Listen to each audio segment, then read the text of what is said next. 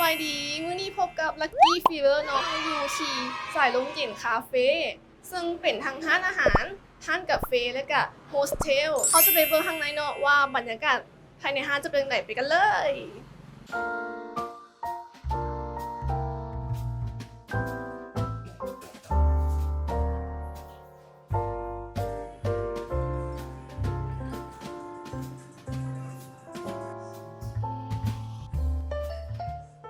ตอนนี้เนาะเขาก็มาอยู่กับบาริสต้าของทางห้างแล้ว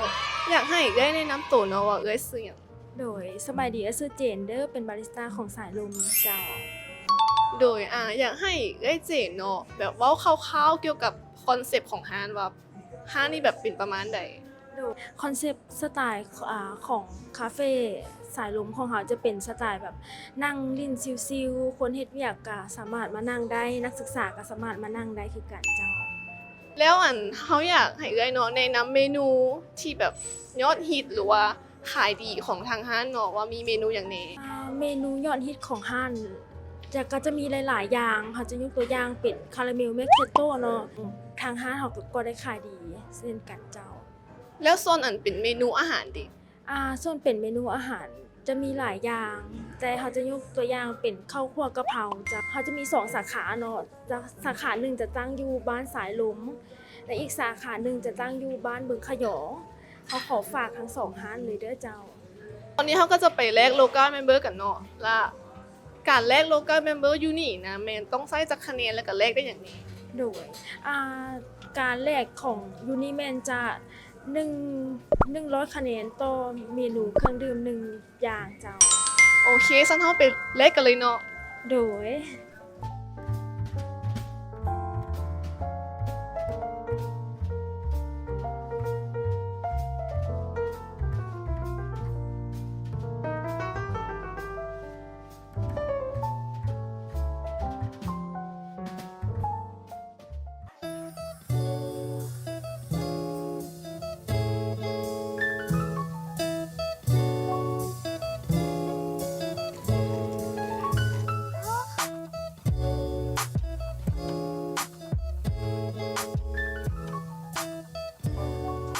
หลังจากที่ได้ซิม2อย่างไปนี้เนาะสำหรับ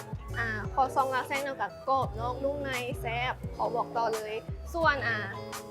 คาราเมลเมกเคียโตเนาะก็คือว่าเป็นรสชาติเข้มข้นละมุนปาก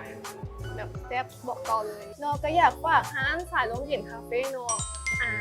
มาสัมผัสบรรยากาศดีๆแบบนี้อยู่ภายในใจกลางเมือง และก็ยังมีอาหารเครื่องดื่มแซ่บๆไว้คอยบริการอีกด้วยสำหรับใครที่ว่าอยากกินฟรีดื่มฟรีแบบนี้เนาะก็สามารถโหลดแอปโลกาของพวกเราลงมาใช้ได้ทั้งนั่งรถแท็กซี่แล้วก็ได้สะสมคะแนนไปพร้อมๆกัน เพราะว่าทุก1,000 กีบที่จ่ายไปมันจะได้1 พอยต์เพื่อเอามาแลกอาหารเครื่องดื่มหรือว่าส่วนลดต่างๆ แล้ววิดีโอน่ะเนาะพวกเขาจะไปถ่ายอยู่ใส่กะฝากทุกคนติดตามพวกเราได้แล้วก็อย่าลืมกดไลค์กดแชร์ให้พวกเราเลยเด้อโลกาเมมเบอร์ทุกคะแนนแทนเงินสดแล้วเจอกันในคลิปหน้า บ๊ายบาย